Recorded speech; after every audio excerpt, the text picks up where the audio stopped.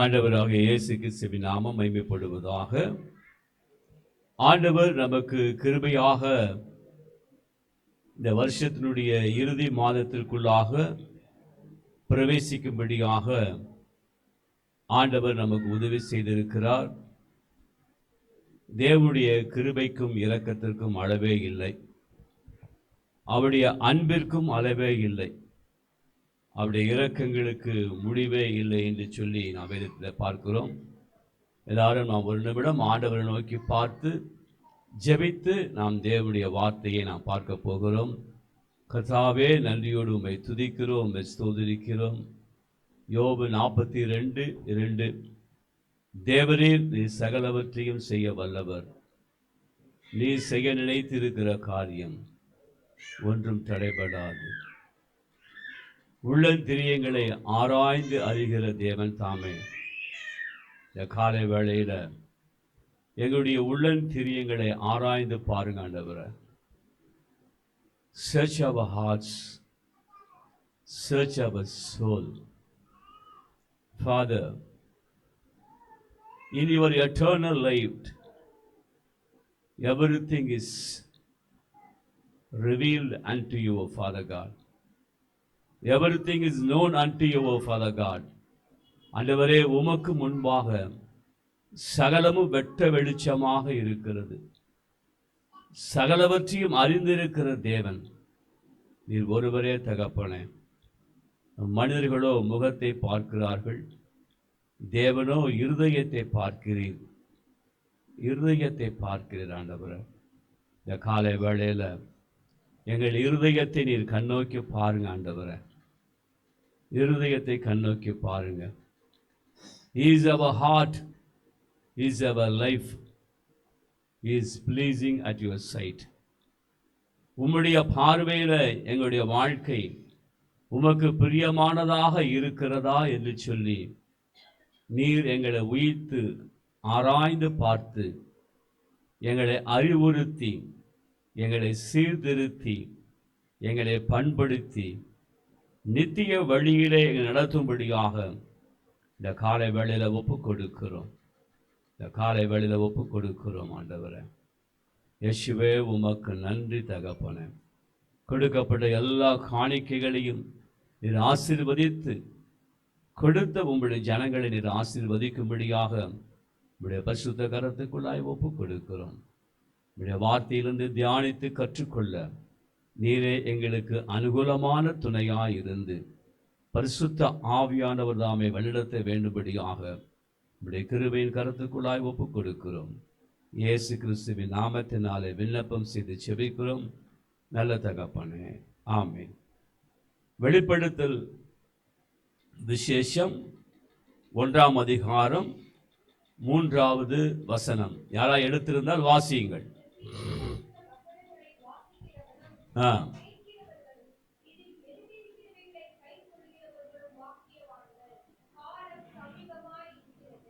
இந்த தீர்க்கதரிசன வசனங்களை வாசிக்கிறவனும் கேட்கிறவர்களும் இதில் எழுதியிருக்கிறவைகளை கை கொள்ளுகிறவர்களும் பாக்கியவான்கள். இந்த வசனத்திலே அப்போஸ்தலனாகிய யோவானுக்கு ஆண்டவர் தரிசனத்திலே அவனோடு கூட இடைப்பட்டு அவர் வெளிப்படுத்தி சொல்லுகிறதான வார்த்தை இந்த வார்த்தை. பத்மு தீவிலே அப்போஸ்தலனாகிய யோவான் ஆவிக்கு உள்ளாக்கப்பட்டு அவர் தரிசனங்களை அங்கே தேவனிடத்திலிருந்து பெற்றுக்கொள்கிறார். அப்பொழுது அவருக்கு சொல்லப்படுகிறதான வெளிப்பாடுகள் இனிமேல் சம்பவிக்க போகிற காரியங்களை குறித்து, இனிமேல் பூமியிலே வரப்போகிற காரியங்களை குறித்து ஆண்டவர் அப்போஸ்தலனாகிய யோவானுக்கு வெளிப்படுத்தி சொன்னதான வெளிப்படுத்துகிற விசேஷம். அல்லேலூயா. அதுதான் இந்த புஸ்தகம். இந்த வசனத்திலே 3 விதமான காரியத்தை குறித்து கர்த்தருடைய ஆவியானவர் அங்கே யோவான் அப்போஸ்தலனுக்கு சொல்லுகிறார். இந்த தீர்க்க தரிசன வசனங்கள் வேதாகமத்திலே பார்க்கும் பொழுது ஆதியாகமத்திலிருந்து வெளிப்படுத்தல் விசேஷம் வரைக்கும் இது ஒரு தீர்க்க தரிசன புஸ்தகம். அவர் Bible is a book of prophecy and it is a prophetic book. இது ஒரு தீர்க்க தரிசன புஸ்தகம்.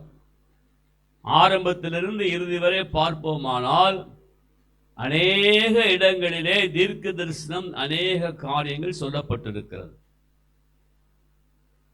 இந்த வசனங்களை வாசிக்கிறவன் முதலாவது category of people who read the word of the Lord. வாசிக்கிறவன். இரண்டாவது கேட்கிறவர்கள். அல்லேலூயா. இரண்டாவது கேட்கிறவர்கள். என்னுடைய வாழ்க்கையில நிறைய இந்த கிராம பகுதிகளுக்கெல்லாம் போய் ஊழியம் செய்யும் பொழுது அங்கே இருக்கிற சில வயது முதிர்ந்தவர்கள் பெரியவர்கள் சிலர் என்னிடத்தில் சொல்லுவாங்க, தம்பி நீ பைபிள் வாசின்னு சொல்ற, நான் சரியாகவே படிக்கலையே தம்பி, எனக்கு தமிழ் கூட வாசிக்க தெரியாதே, நான் எப்படி பைபிள் வாசிக்கிறது அப்படின்னு என்கிட்ட மறு கேள்வி கேட்பாங்க. நான் அவங்க சொன்னால் அவங்க என்கிட்ட மறு கேள்வி கேட்பாங்க. ஒன்றும் கவலைப்படாதீங்கம்மா, உங்களுக்கு அதுக்குரிய ஒழுங்குகள் நான் பண்ணுறேன்னு சொல்லி இப்போ இந்த ப்ளூடூத் ஸ்பீக்கர் எல்லாம் கிடைக்குது. 450 ரூபாயிலேருந்து கிடைக்குது. 450 ரூபாயிலேருந்து 800 ரூபாய் 1000 ரூபாய் வரைக்கும் கிடைக்குது. அந்த மாதிரி சிறு சிறிய பாக்கெட் சைஸ் ப்ளூடூத் ஸ்பீக்கரு, அதுக்கப்புறம் முழு பைபிள் பென்ட்ரைவில் போட்டு அந்த பட்டன் அமுக்குனா வசனம் அங்கே வாசிக்கப்படும். அதெல்லாம் எங்கள் அடையாறு பகுதியில் அங்கே புக் ஸ்டாலில் கிடைக்குது. அங்கே உள்ள ஊழியர்கள் நம்மளுக்கு பழக்கம், நம்ம ஊழியர் சேர்ந்து தெரியும், போனால் அவங்க எல்லாம் எடுத்து வச்சு கொடுப்பாங்க. அதெல்லாம் வாங்கி நான் இப்படி தமிழ் வாசிக்க தெரியாத அப்படிப்பட்ட ஜனங்களுக்கும் இதை கொண்டு போய் கொடுத்து இருக்கிறோம்.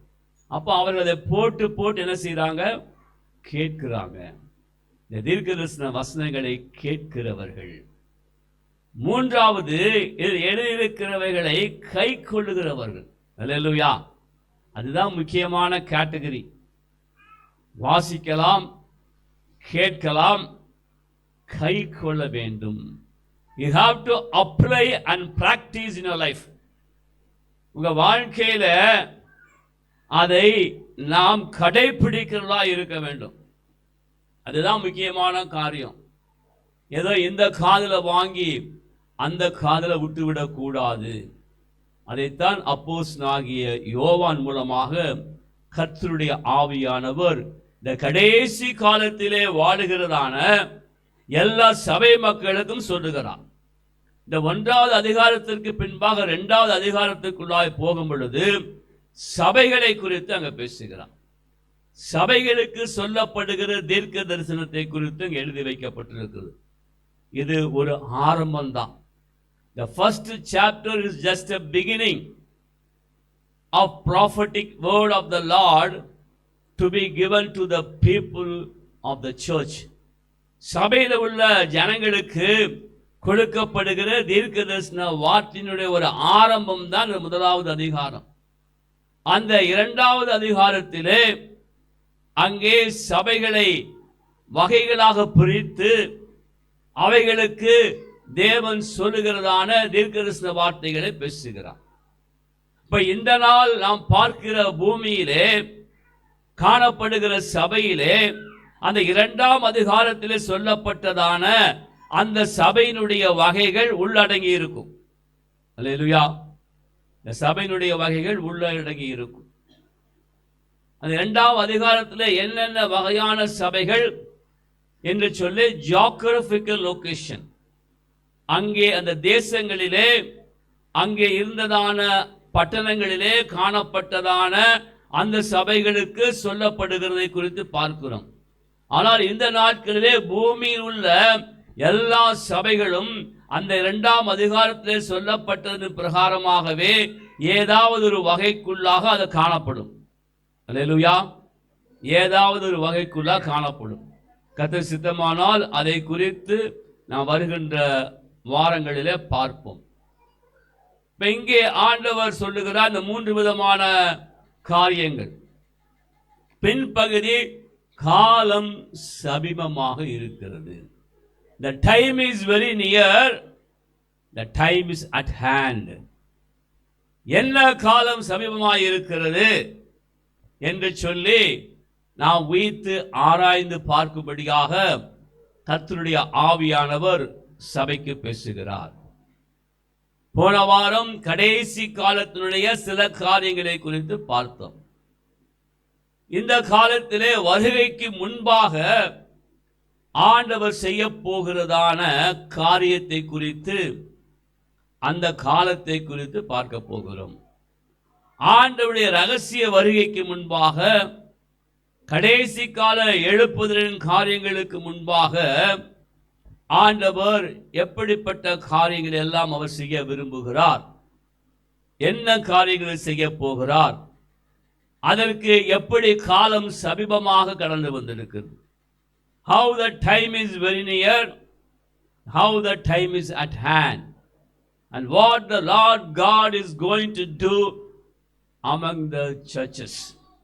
சபைகளுக்குள்ளாக தேவ ஆவியானவர் ஆண்டவராக இயேசு கிறிஸ்து செய்ய போகிற காரியத்தை குறித்து தான் இந்த காலை வேளையில கர்த்தருடைய ஆவியானவர் பேச விரும்புகிறார். எல்லாரும் உங்கள் கவனத்தை மத்தேயு எழுதின சுவிசேஷம் 3ஆம் அதிகாரம், the Gospel book of Matthew chapter 3 and verse 12. மத்தேயு 3:12 எடுத்தவர்கள் யாராலும் இருந்தால் வாசிக்கலாம்.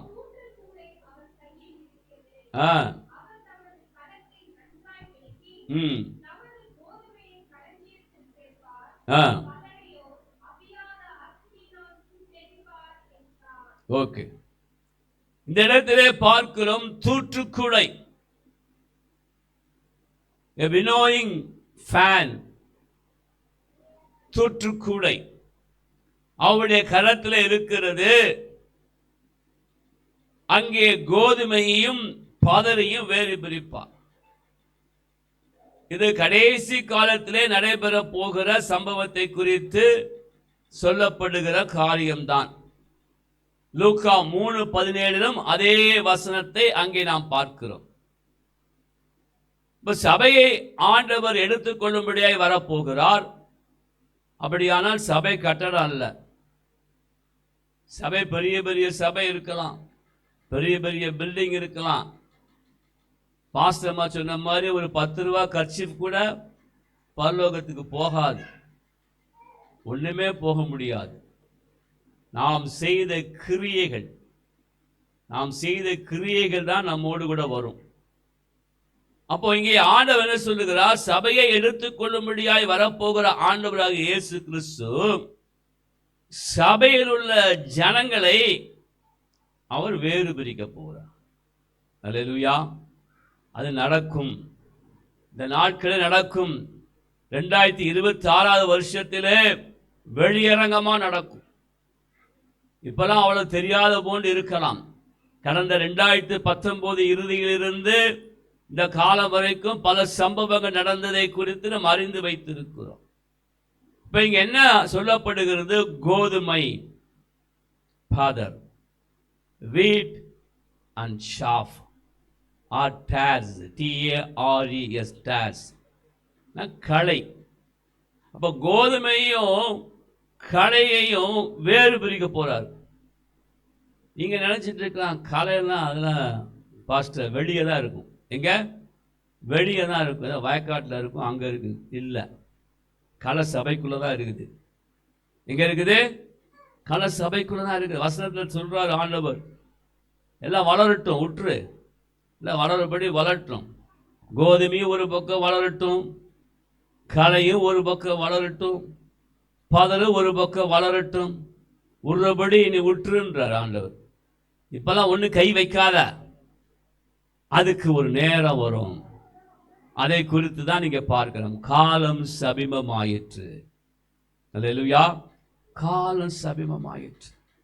இனி சாக்கு போக்கு சொல்ல இடம் கிடையாது. எனக்கு தெரியாது என்று சொல்வதற்கு இடம் கிடையாது. கோதுமை எது, பதறு எது, கோதுமை எது, களை எது, அப்படி என்று சொல்லி ஆண்டவர் சபைக்குள்ளாக இருக்கிற ஜனங்களை பத்தி தான் பேசுறார். வெளியில உள்ள உலகத்தினுடைய ஜனங்களை குறித்து ஆண்டவர் இந்த இடத்துல சொல்லவில்லை. சபையில் உள்ள மக்கள் கோதுமை பதர். சீக்கிரத்திலே ஆண்டவர் வேறு பிரிக்க போகிறார். பதரெல்லாம் நிற்காது, கலைகள்லாம் நிற்காது, சபையில தரித்து இருக்காது. அவைகளெல்லாம் விசுவாசத்தை விட்டே வலுவிலக ஓடி போயிடும். அப்படி நிறைய ஜனங்கள் எனக்கு தெரியும். சோதனை காலத்திலே விசுவாசத்தை விட்டு பின்வாங்கி போன ஜனங்கள் அநேகர் உண்டு. இந்த நாட்களிலே ஆண்டவர் அதை வேறு பிரிக்க போகிறார். சரி, கோதுமைனா என்ன? நான் கோதுமையா இல்லையா? இல்லை நான் பதரா இருக்கிறேனா? அதை இன்றைய காலை வேளையிலே நாம் ஆராய்ந்து கொள்ளும்படியாக கர்த்தருடைய ஆவியானவர் பேச விரும்புகிறார். சத்தத்தை கேட்டுக்கொண்டிருக்கிற நீ யாராயிருந்தாலும் சரி, உன்னுடைய வாழ்க்கையிலே நீ கோதுமையாய் இருக்கிறாயா, இல்லை என்றால் பதராய் இருக்கிறாயா? இல்லை பாஸ்டர், ரெண்டு இடையில இருக்கிறேன். அதெல்லாம் ரெண்டு இடையில இருக்கவே முடியாது. ஒன்று கோதுமையாய் இருக்கலாம், இல்லை என்றால் நீ பதராய் இருக்கலாம். காலம் சமீபமாய் இருக்கிறது. ஆண்டவர் வேறு பிரிக்க போகிறார். நீ ஜாக்கிரதையாயிருந்து மனம் திரும்பு என்று சொல்லி கர்த்தருடைய ஆவியாளர் உனக்கு சொல்லுகிறார். ஆமென். எடுத்துக்கொள்ளுங்கள், மத்தேயு சுவிசேஷம் 13ஆம் அதிகாரம்.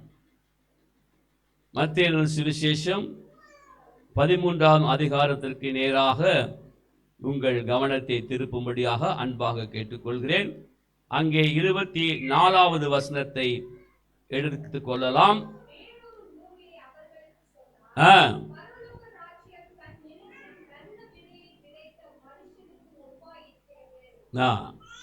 இங்கே ஆண்டவர் பரலோக ராஜ்யத்தின் காரியத்தை குறித்து இங்கே பேசுகிறார். அங்கே 25வது வசனத்திலே ஆண்டவர் சொல்லுகிறார்,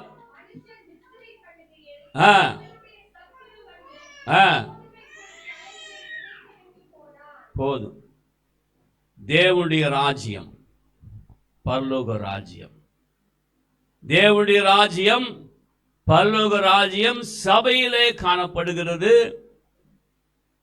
தேவனுடைய ராஜ்யம் பரலோக ராஜ்யம் அவரை ஏற்றுக்கொள்ளுகிற ஜனங்களுக்குள்ளாக வருகிறது. அவரை விசுவாசிகளுக்குள்ளாக வருகிறது. இங்க ஆண்டவர் என்ன சொல்லுகிறார்? மனுஷர் நித்திரை பண்ணுகையில் அவருடைய சத்துரு வந்து கோதுமைக்குள்ளாக களைகளை விதைத்து விட்டு போனான். பயிரானது வளர்ந்து கதிர் விட்ட பொழுது களைகளும் காணப்பட்டது. அல்லேலூயா. ரெண்டுமே இருக்குது. சபைக்குள்ளாக ரெண்டுமே இருப்பாங்க. கோதுமை மாதிரி ஜனங்கள் இருப்பாங்க, பதறு மாதிரி ஜனங்கள் இருப்பாங்க. அல்லேலூயா. ரெண்டு விதமான ஜனங்களை ஆண்டவர் இப்போ வேறு பிரிக்க போறார். சரி, கோதுமை என்றால் என்ன? தேவனுடைய ராஜ்யத்தினுடைய புத்திரர் புத்திரிகள், sons and daughters of the kingdom of God. தேவனுடைய ராஜ்யத்தினுடைய புத்திரர் புத்திரிகள் அவர்கள் கோதுமையாக காணப்படுவார்கள். தேவனை மெய்யாக விசுவாசித்து தேவனுடைய ஆளுகைக்குள்ளாக ஒப்பு கொடுத்து நற்சாட்சியுள்ள ஜீவியம் உடையவளாக இருப்பார்கள் கோதுமை போன்ற ஜனங்கள். அல்லேலூயா. உங்களுடைய வாழ்க்கையிலே நற்சாட்சி இருக்கிறதா? Do you have a good testimonial life in your lives? உங்களுடைய வாழ்க்கையை பார்த்து ஜனங்கள் என்ன சொல்லுகிறார்கள்? உங்கள் வாழ்க்கையை பார்த்து ஜனங்கள் என்ன அறிக்கை செய்கிறார்கள்? அவர்கள் எப்படி உங்களை குறித்து புரிந்து வைத்திருக்கிறார்கள் என்பதை நாம் அறிந்து விளங்கிக் கொள்ள வேண்டும். அதை குறித்து அறிந்து விளங்கிக் கொள்ள வேண்டுமானால் நம்மோடு கூட இருக்கிறவர்கள் நம்மை குறித்து நன்றாக அறிந்து வைத்திருப்பார்கள். நம்முடைய தெருவில் உள்ள மக்கள், நம்முடைய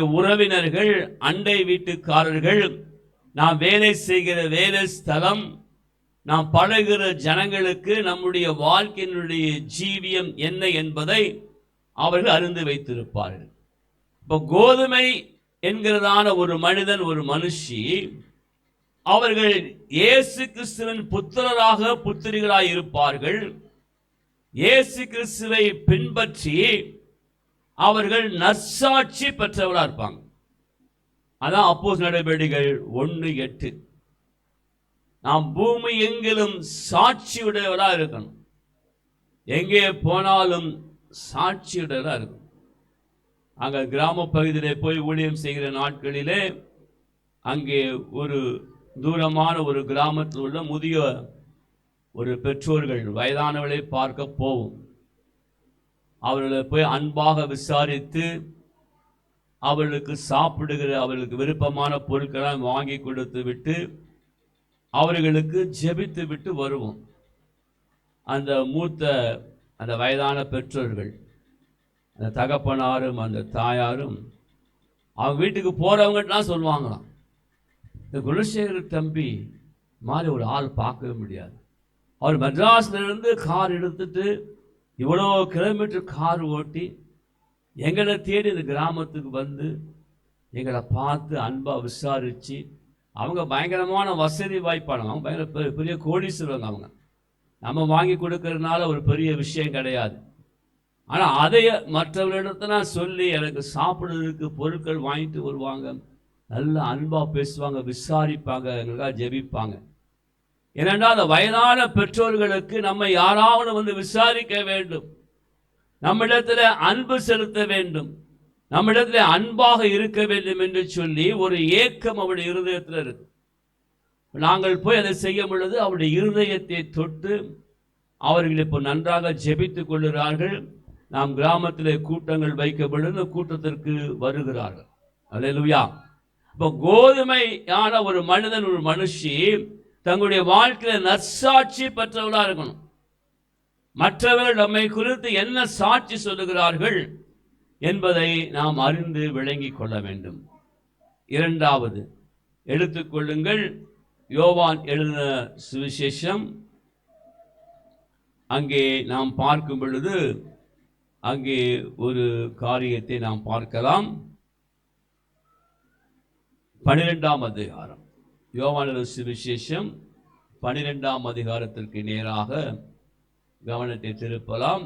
அங்கே 24வது வசனம்.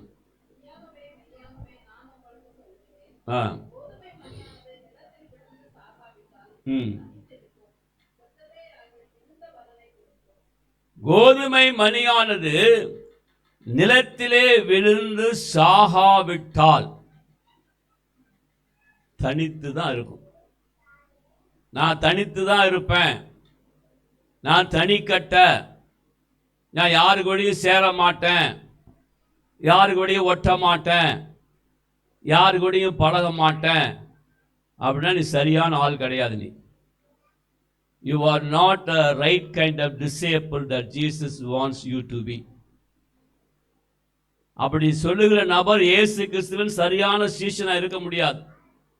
நீ யாருக்கிட்டையும் பழக மாட்ட, யாருக்கிட்டையும் சரியா பேச மாட்ட, யாருக்கிட்டையும் சரியா அன்பா இருக்க மாட்டான். நீ எப்படி நற்செய்தியின் சுவிசேஷத்தை சொல்லுவ? நீ வாயை திறந்து எப்படி இயேசு நல்லவர் என்று சொல்ல முடியும்? இயேசு உன்னை நேசிக்கிறார் என்று எப்படி சொல்ல முடியும்? இந்த வசனத்திலே பார்க்கிறோம், சாக வேண்டும், சுயத்திற்கு சாக வேண்டும், சுய விருப்பு வெறுப்புகளுக்கு சாக வேண்டும், சுய மரியாதைக்கு கூட சாகணும். சுய மரியாதைக்கு நீ சாகாவிட்டால் நீ தனித்து தான் இருப்ப. இந்த சத்தத்தை கேட்டுக்கொண்டிருக்கிற யாரா இருந்தாலும் சரி, உன்னுடைய வாழ்க்கையில உன்னுடைய சுயம் மேலோங்கி நிற்கிறதா? உன்னுடைய வாழ்க்கையில உன்னுடைய சுயமான ஈகோ, தற்பெருமை உடைய ஒரு மனிதனாக மனுஷியாக இருந்து கொண்டிருக்கிறாயா? இன்றைக்கு நீ மனம் திரும்பும்படியாக கர்த்தருடைய ஆவியானவர் உனக்கு சொல்லுகிறார். ஆமென். அப்ப இந்த வசனம் சொல்லுகிறது, அது நிலத்திலே விழுந்து சாகாவிட்டால், நிலம் என்பது தேவனுடைய ராஜ்யத்தை குறிக்குது. இப்ப தேவனுடைய ராஜ்யத்திலே நீ கோதுமையாய் காணப்பட வேண்டுமானால் நீ சாகிறதுக்கு கூட ரெடியா இருக்கணும். அல்லேலூயா. எதுக்கு ரெடியா இருக்கணும்? சாகிறதுக்கு கூட ரெடியா இருக்கணும். அவன் தான் உண்மையான இயேசுவின் சீஷன். ஐயையோ என்னையால அதெல்லாம் முடியாது அப்படின்னா நீ பதர் லிஸ்ட்ல போயிரு. என்ன லிஸ்ட்? உன்னைய பதர் லிஸ்ட்ல கொண்டே வச்சிருவார். நீ பதரா இருக்கிறதா நாய்க்கு நீ கோதுமையா இருக்க முடியாது. கோதுமையா இருந்தால் நீ சாகிறதுக்கு தயாரா இருக்கணும். எதற்காக சாக வேண்டும்? தேவனுடைய ராஜ்யத்திற்காக ஜீவனையே கொடுக்கணும். தேவனுடைய ராஜ்யத்திற்காக சுயத்திற்கு சாகணும். தேவனுடைய ராஜ்யத்திற்காக சுய மரியாதைக்கு சாகணும். தேவனுடைய ராஜ்யத்திற்காக சுய பெருமைக்கு சாகணும். தேவனுடைய ராஜ்யத்திற்காக குடும்ப பெருமைக்கு சாகணும். உன்னுடைய அந்தஸ்துக்கு நீ சாகணும். உன்னுடைய படிப்புக்கு நீ சாகணும். எல்லாவற்றுக்கும் நீ செத்தாதான் என்ன சொல்லுது? மிகுந்த பலனை கொடுக்கும். அல்லேலூயா. மிகுந்த பலனை கொடுக்கும். நீ சாகாமல் அப்படியே இருந்தா நீ தனியா தான் இருப்ப, தனித்து தான் இருப்ப. உன்னால தேவனுடைய ராஜ்யத்துக்கு எந்த பிரயோஜனமும் கிடையாது. இப்ப பிரயோஜனம் இல்லாத ஆட்களுடைய முடிவு என்ன என்று சொல்லி வேதத்துல பல இடத்துல சொல்லப்பட்டிருக்குது. தேவனுடைய ராஜ்யத்திலே நீ பிரயோஜனம் இல்லாத ஒரு மகனாக மகளாக இருந்து கொண்டு இந்த சத்தத்தை நீ கேட்டுக்கொண்டிருப்பாயானால் இன்றைக்கு கர்த்தருடைய ஆவியான உன்னோட பேசுகிறார். கனி கொடாத மரம் என்ன நடக்கும் என்று சொல்லி எழுதப்பட்டு வைத்திருக்கிறது. நீ கோதுமையாய் இருந்தால் எல்லாவற்றுக்கும் நீ சாவதற்கு ஒப்பு கொடுக்க ஆயத்தமா உள்ள ஒரு மனுஷிதான் அவன் கோதுமை லிஸ்ட்ல போய் சேர முடியும். இல்லை என்றால் அவன் பதராக அந்த லிஸ்ட்ல போய் சேர்ந்துருவான். ஆகவே நீ ஜாக்கிரதையாக இருந்து மனம் திரும்ப என்று சொல்லி கர்த்தருடைய ஆவியான உனக்கு சொல்லுகிறான். அங்கே தொடர்ச்சியாக நாம் பார்க்கும் பொழுது அநேக காரியங்களை குறித்து நாம் பார்க்கலாம். ஒரு கோதுமையினுடைய தன்மை என்னவென்று சொல்லி பார்க்கும் பொழுது அது ஒரு போஷிக்கிறதான ஒரு தன்மை. கோதுமை நம்முடைய வாழ்க்கையிலே நம்மை போஷிக்கும். நமக்கு அது உணவாக பயன்படும். நம்முடைய வாழ்க்கையிலே அதை சாப்பிடுவது நிமித்தம் நமக்கு ஒரு ஜீவன் கிடைக்கிறது, நமக்கு ஒரு போஷிப்பு நடக்கிறது. உன்னுடைய வாழ்க்கையிலே நீ கோதுமையா இருப்பாயானால் உன்னுடைய வாழ்க்கை மூலமாக மற்ற ஜனங்களுக்கு நீ பிரயோஜனமுள்ள ஒரு போஷிப்பான ஒரு உணவை போல are you feeding the other people with all your resources. Hallelujah. உள்ளத்துல இருக்கிற எந்த காரியமா இருந்தாலும் பரவாயில்லை, எந்த ஒரு சிறிய விஷயமா இருந்தாலும் பரவாயில்லை, அதன் மூலமாக மற்ற ஜனங்களை நீ போஷிக்கிறாயா? Are you feeding the people who are in need? அவர்களுக்கு ஆவிக்குரிய தேவை இருக்கும், அவளுடைய ஆத்மாவிலே ஒரு பசி இருக்கும். யார் என்னை இந்த பொல்லாத உலகத்தினின்றும் பாவத்தினின்றும் விடுதலை செய்யக்கூடும் என்கிறதான ஒரு ஆத்மாவிலே காணப்படுகிற ஒரு ஏக்கமும் பசியும். அவர்களை போய் நாம் சந்தித்து அவர்களுக்கு போஷிப்பை அளிக்கிற ஜனங்களாக இருக்கிறோமா? அல்லேலூயா. இல்லை என்றால் கண்டும் காணாதவர்கள் போல நாம் கடந்து போகிறோமா? கோதுமையுடைய சுபாவம் என்ன? மற்றவர்களை போஷிக்கும். அல்லேலூயா. மற்றவர்களை போஷிக்கும். அதிலே நாம் எப்படிப்பட்ட ஒரு ஜீவியம் உடையவர்களாக இருக்கிறோம் என்பதை நம்மை நாமே ஆராய்ந்து பார்த்து இந்த காலை வேளையில சரி செய்ய வேண்டிய காரியங்களை நாம் சரி செய்து கொள்ள வேண்டும். அல்லேலூயா. அதே போன்று கோதுமை மணி விளைந்து வரும் பொழுது அதனுடைய கதிர்களாலே அந்த கதிர்களுடைய அந்த விளைச்சலுடைய எடையினாலே அவைகள் தலை சாய்ந்து இருக்கும். அல்லேலூயா. நீங்க நம்ம பகுதியில போய் வயல்வெளியில போய் பார்த்தீங்கன்னா நெல் கதிர்கள்லாம் விளைந்து இருந்ததுன்னா அது தலை சாஞ்சி இருக்கும். அல்லேலூயா. உன்னுடைய வாழ்க்கையிலே தலை சாகிறது என்றால் இட் டாக்ஸ் அபவுட் ஹியூமிலிட்டி. உடைய வாழ்க்கையிலே தாழ்மையை குறிக்கிறது. தாழ்மை என்றால் தாழ்வு மனப்பான்மை கிடையாது. உன்னுடைய வாழ்க்கையிலே தாழ்மை என்பது humbling yourself. ஜனங்களுக்கு முன்பாக உன்னை நீயே வெறுமையாக்கி நீ தாழ்த்த வேண்டும். அதை ஆண்டவராக இயேசு கிறிஸ்து செஞ்சு காமிச்சார். அல்லேலூயா. நம்முடைய வாழ்க்கையில் எல்லாத்துக்கும் முன் உதாரணம் யாரு? ஆண்டவராக இயேசு கிறிஸ்து. அவர் காட்டி கொடுக்கப்பட்ட அன்று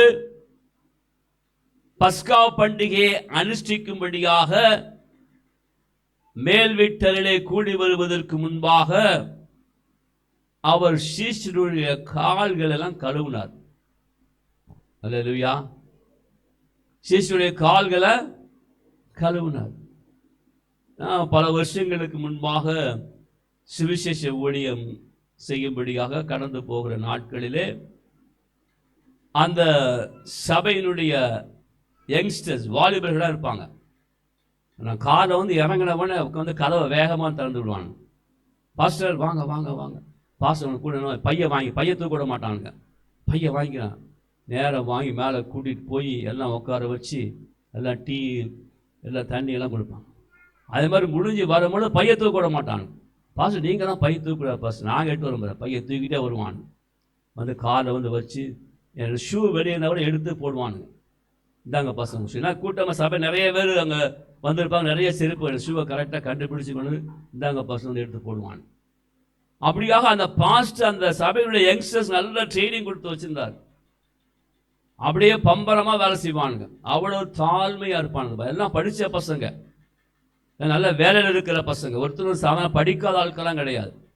நல்ல பசங்க, அவ்வளோ தாழ்மையாக இருப்பாங்க. ஊழியக்காரர்களுக்கு அவ்வளோ ஒரு பணிவிடையின் ஆவியை உடைய அந்த வாலிபர்களை அந்த சபையில் பார்த்தேன்.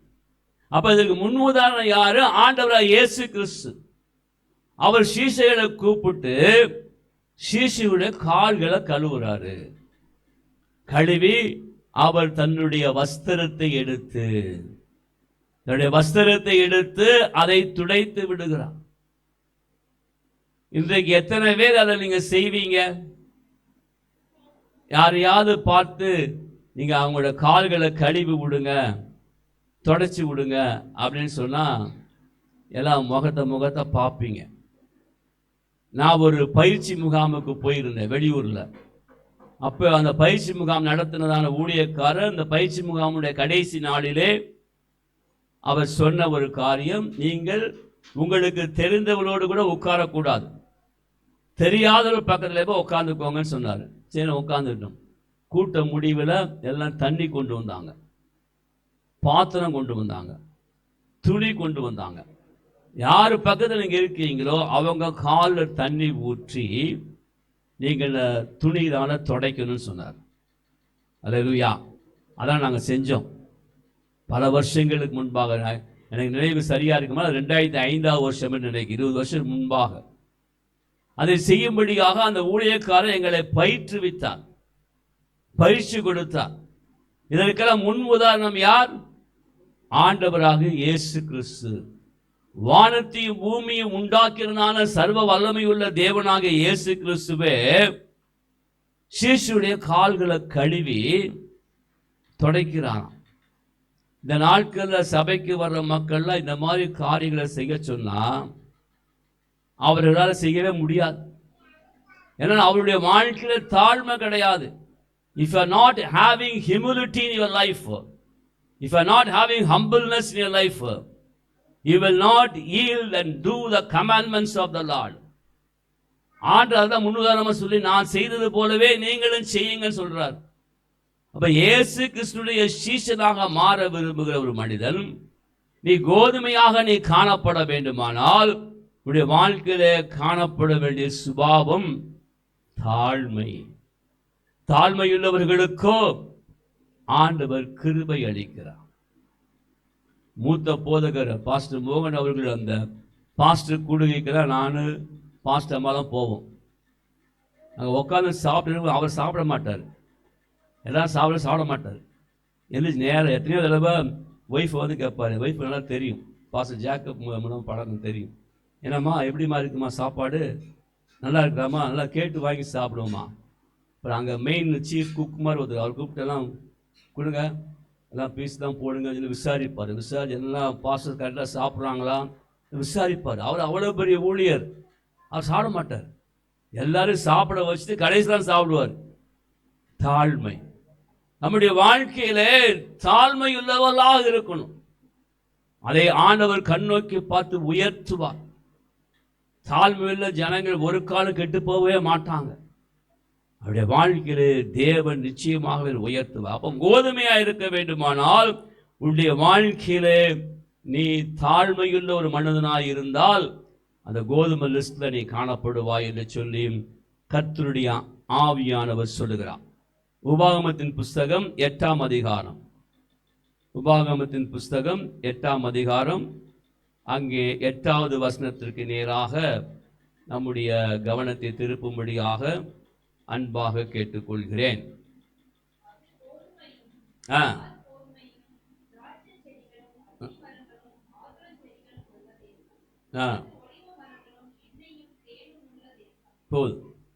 இங்கே கோதுமையை குறித்து சொல்லும் பொழுது it gives nourishment, அது நல்ல ஒரு புத்துணர்ச்சியை, அது உற்சாகத்தை, நல்ல ஒரு போஷிப்பை ஜனங்களுக்கு கொடுக்கிறதான ஒரு காரியமாக இந்த வசனத்திலே நாம் பார்க்கிறோம்.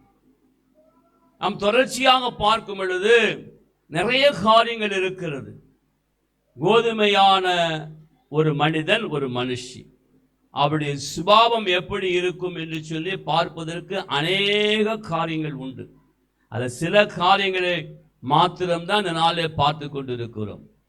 அப்ப கோதுமை மணி தன்னுடைய வாழ்க்கையிலே விளைச்சலை கொடுக்கக்கூடியதா இருக்கணும், கனிகளை கொடுக்கக்கூடியதா இருக்கணும். It should give fruits. கனிகளை கொடுக்காததான ஒரு மனுஷன், ஒரு மனுஷி, அவன் கோதுமையா இருக்க முடியாது. அது என்ன கோதுமையா இருக்க முடியும்னா செத்த கோதுமையா இருக்கலாம், அவ்வளவுதான். நீ கனி கொடுக்காமல் இருப்பாய், ஆனால் you are a dead Christian. நீ செத்து போன கோதுமை. உன்கிட்ட ஜீவன் இருக்குமானால் நீ கனி கொடுப்பாய். உள்ளத்தில் ஜீவன் இருக்குமானால் நீ விளைச்சலை கொடுப்பாய். நிறைய விதைகளை போய் நாம் விதைக்கிறோம் வயல்வெளியிலே, தோட்டத்திலே. அந்த விதைக்குள்ளாக ஜீவன் இருக்குமானால் அது முளைத்து கிளம்பும். முளைத்து கிளம்பி அதிகமான விளைச்சலை கொடுக்கும். கொத்து கொத்தாக கதிர்கள் விளையும்.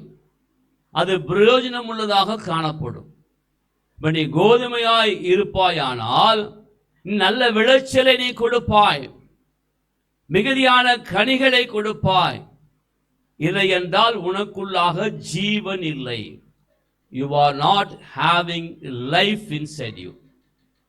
அப்படியான என்ன அர்த்தம்? நீ ஏற்கனவே செத்து போயிட்ட. ஏற்கனவே யாரு? நீ செத்த ஆளு. செத்தவன் தான் சும்மா இருப்பான். பழமொழி சொல்லுவாங்க, செத்தவன் கையில வெத்தலை பாக்கு. செத்தவன் கையில போய் வெத்தலை பாக்கு கொடுக்குறாங்க. அப்படின்னா என்ன அர்த்தம்? செத்தவன் கையில போய் வெத்தலை பாக்கு கொடுத்தாலும் ஒண்ணுதான், நீ தங்க காசை கொடுத்தாலும் ஒண்ணுதான், ரூபா நோட்டை கொடுத்தாலும் ஒண்ணுதான். ஏன்னா அவனுக்கு ஒண்ணுமே தெரியாது, அவனுக்கு ஒன்று உணர்வு இருக்காது, அவனுக்கு ஒன்று விளங்காது. இப்போ உன்னுடைய வாழ்க்கையில நீ கனிகளை கொடுக்காமல், விளைச்சலை கொடுக்காமல் இருக்கிற ஒரு மகனாக, மகளாக இருந்து கொண்டு இந்த சத்தத்தை கேட்பாயானால் கர்த்தருடைய ஆவியானவர் உனக்கு சொல்லுகிறார், இன்றைக்கு நீ மனம் திரும்பி ஒப்புக்கொடு. நீ விளைச்சலை கொடுக்காமல், கனிகளை கொடுக்காமல் இருப்பாயானால் நாட்கள் சமீபித்து வருகிறது. அவர் கோதுமையையும் பதரையும் வேறு பிரிக்க போகிறார். கோதுமை எது, பதர் எது என்று சொல்லி அவர் தனித்தனியாக வேறு பிரித்து விடுவார். இன்னும் அநேக காரியங்கள் இருக்கிறது. அதிலே நாம் இப்பொழுது பதர், பதர் என்றால் சாஃப் ஆர் டாஸ், TARES, அதனுடைய சுபாவங்கள் எப்படி இருக்கும்? இதெல்லாம் சபைக்குள்ளதான் இருக்குது. இதெல்லாம் இல்லை வெளியே ரோட்ல போற ஜனங்களை பத்தி ஆண்டவர் பேசல. சபைக்குள்ள இருக்கிற ஜனங்களை பற்றி தான் ஆண்டவர் பேசுறார்.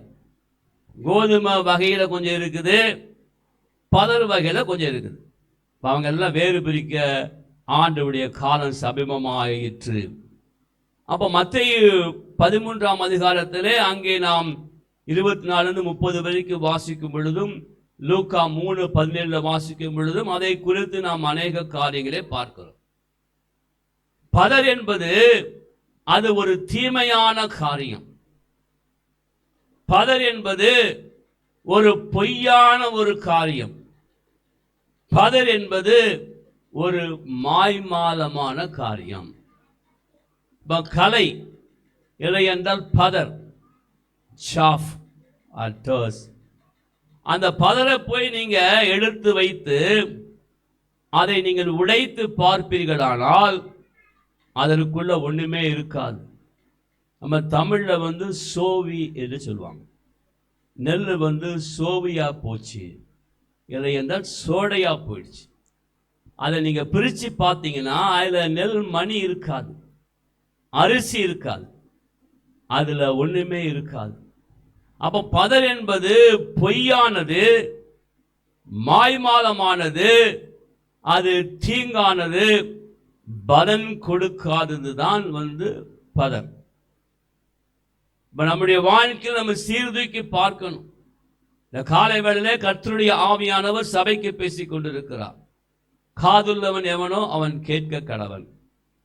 பதருடைய வாழ்க்கையை நாம் பார்க்கும் பொழுது அவர்கள் தீங்கானவர்களாய் இருப்பார்கள், பலன் கொடுக்காதவர்களாய் இருப்பார்கள், கனி கொடுக்காதவர்களாய் இருப்பார்கள். அதற்கு மேலாக அவர்கள் மாய்மாலமானவர்களாய் இருப்பாங்க. அல்லேலூயா. மாய்மாலமான, they will be like a deceptive people.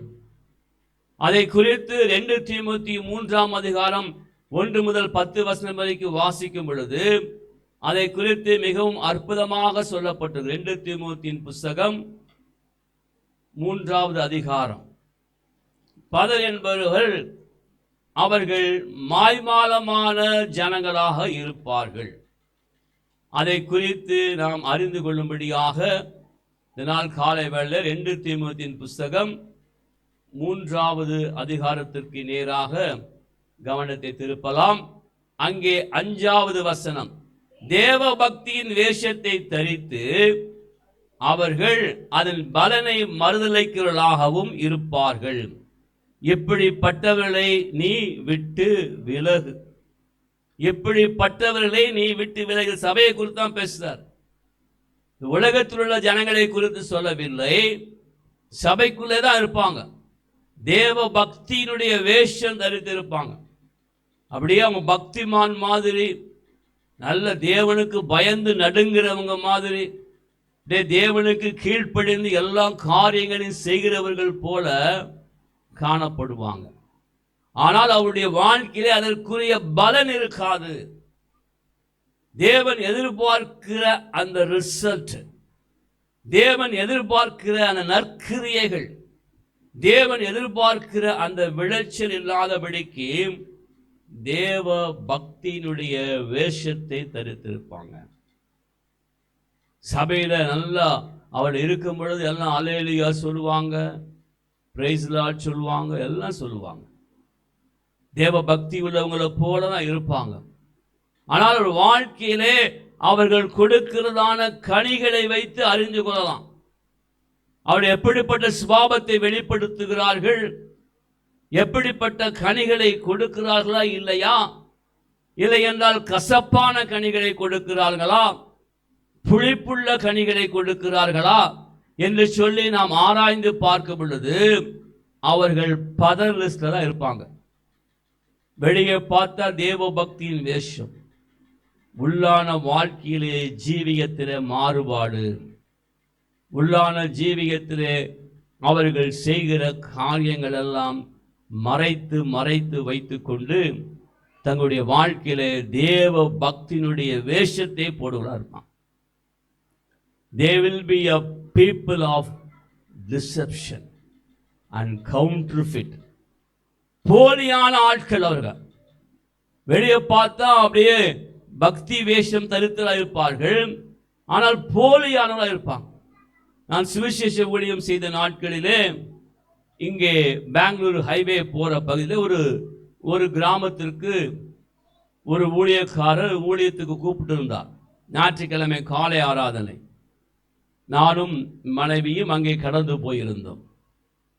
அங்கே போய் ஊழியம் செய்துவிட்டு அந்த செய்தி கொடுத்து விட்டு அங்கே உள்ள ஜனங்களுக்காக ஜெபிக்க ஆரம்பித்த பொழுது அங்கே 2 வாலிப பிள்ளைகள், ஒரு வயதான தாயார், அவருடைய சரீரத்திலே பலவிதமான போராட்டங்கள், பிரச்சனைகள் இருந்தது.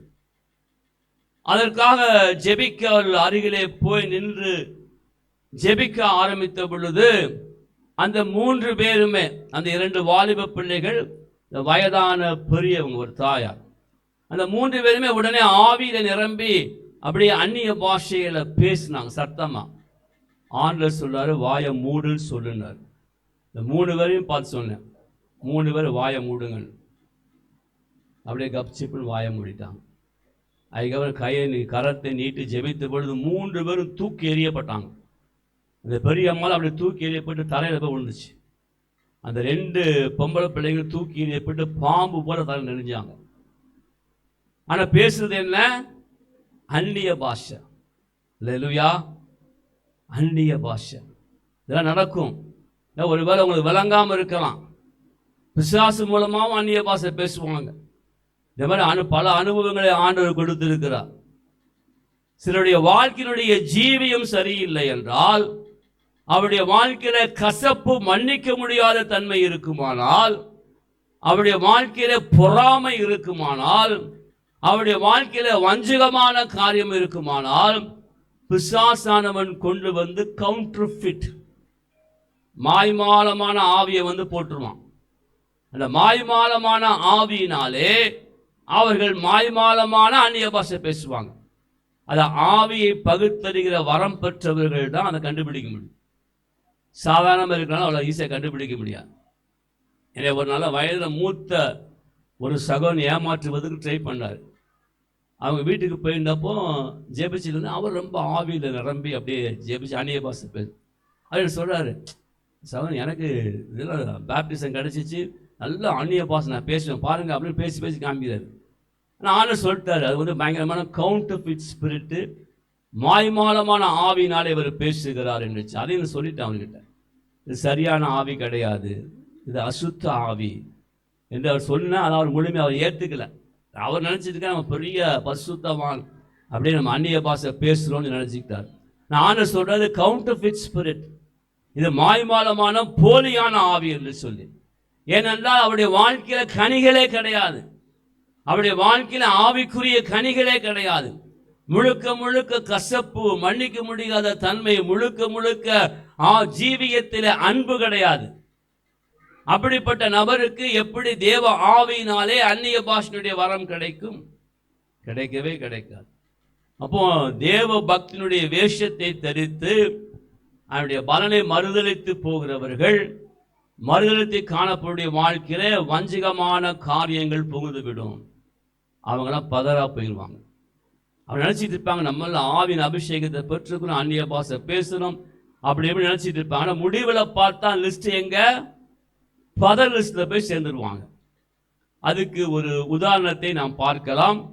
அப்போஸ்தலர் நடவடிக்கைகள் 5ஆம் அதிகாரம். நிறைய காரியம் இருக்குது. சுயநீதி, கனி கொடுக்காத தன்மை, உலகத்தோடு ஒத்து போகிற வாழ்க்கை, இதெல்லாம் பதர் லிஸ்ட் தான். இதெல்லாம் கடைசியில் முடிவில் வந்து பதர் லிஸ்ட்ல போயிடும். அதெல்லாம் இப்போ ஆண்டவர் வேறு பிரிக்க போறாரு. இந்த வருகிற 2026ஆம் வருஷத்தில் சபையில வந்து ஆண்டவர் சுத்திகரிப்பை கொண்டு வர போறார். ஒன்று கோதுமையா இருந்தா கோதுமையா இருக்கணும், இல்லை பதரா இருந்தா நீ பதரா போயிரு. அதனுடைய முடிவு என்னன்னு சொல்லி ஆண்டவர் தெளிவாக சொல்லியிருக்கிறார். அப்போ 5ஆம் அதிகாரத்தில் இந்த பதர் போன்ற ஜனங்களுடைய ஒரு எக்ஸாம்பிள், அவங்க எப்படி மாய்மாலமாய் கிரியை செய்வாங்க, எப்படி ஏமாற்றுகிற வேலையை செய்வாங்க, எப்படி ஊழியர்களையே கூட ஏமாத்துவாங்க அப்படிங்கிற நல்ல ஒரு உதாரணம் அப்போஸ்தலர் நடவடிக்கைகள் 5ஆம் அதிகாரம். அங்கே அனனியா என்னும் பேருள்ள ஒருவனும் அவருடைய மனைவியாகிய சப்பிராலும் தங்கள் காணியாட்சியை விற்றார்கள்.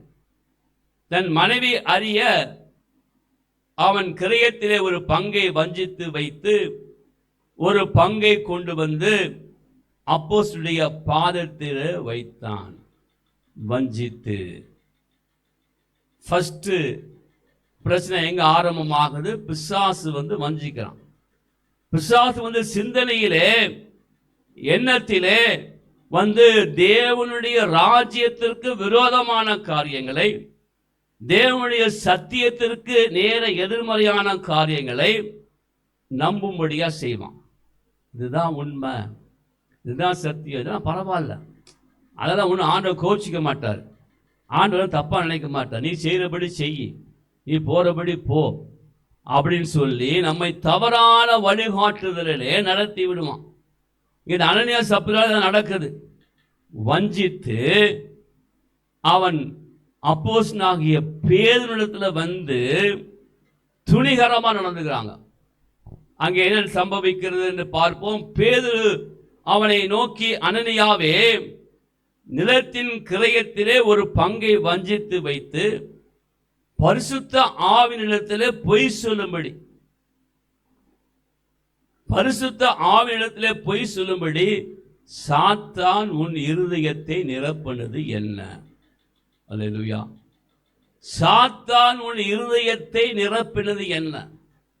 This is not a question of money. இது பணம் சம்பந்தப்பட்ட விஷயம் கிடையாது.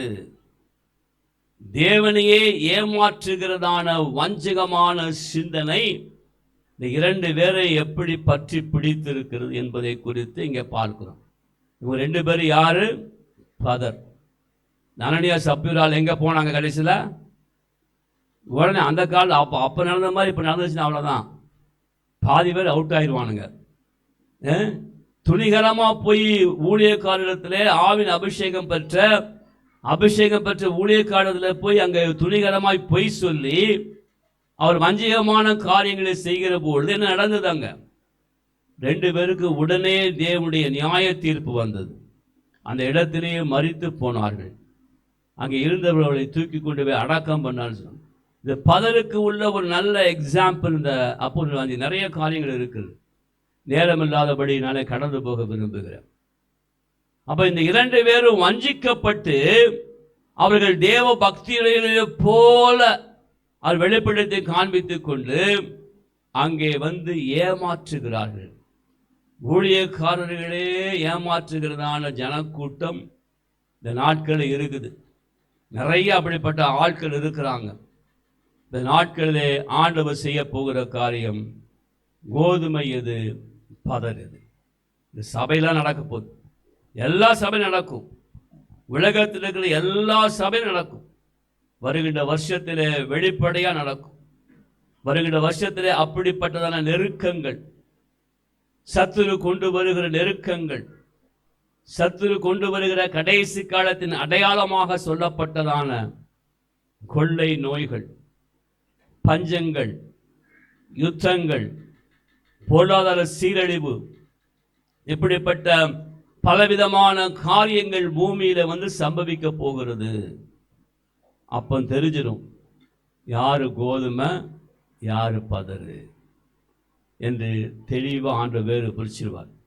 ஏனென்றால் சபையை எடுத்துக்கொள்ளும்படியாக ஆண்டவராய் இயேசு கிறிஸ்து சீக்கிரமா வரப்போகிறார். காலம் சமீபமாயிற்று. அப்ப நல்லவனுக்கு ஒரு இடம், கெட்டவனுக்கும் அதே இடம். அப்படிலாம் ஆண்டு தரமாட்டார். அவர் நீதியுள்ள தேவன், அவர் நியாயமுள்ள தேவன், அவர் நீதி செய்கிற தேவன். நீ பாவங்களை அறிக்கை செய்து விட்டு விடுவாயானால் நீ இரக்கம் பெறுவாய். அறிக்கை செய்து விட்டு விடும் பொழுது உன் பாவங்களை மன்னித்து உன்னையும் ஏற்றுக்கொள்வதற்கு தேவன் அன்பான தேவனாக இருக்கிறார். ஆனால் காலம் சமீபமாயிற்று. அப்படி நியாய தீர்ப்பு முதலாவது சபையிலிருந்து துவங்க போகிற நாட்கள் மிகவும் சமீபித்து வந்து கொண்டிருக்கிறது. கோதுமை எது, பதர் எது என்று ஆண்டவர் வேறு பிரிக்க போகிறார். சத்தத்தை கேட்டுக்கொண்டிருக்கிற யாராயிருந்தாலும், எந்த இடத்திலிருந்து சத்தத்தை கேட்டுக்கொண்டிருந்தாலும் வாழ்க்கையை சீர்தூக்கி பார்க்கும்படியாக கர்த்தருடைய ஆவியானவர் சொல்லுகிறார்.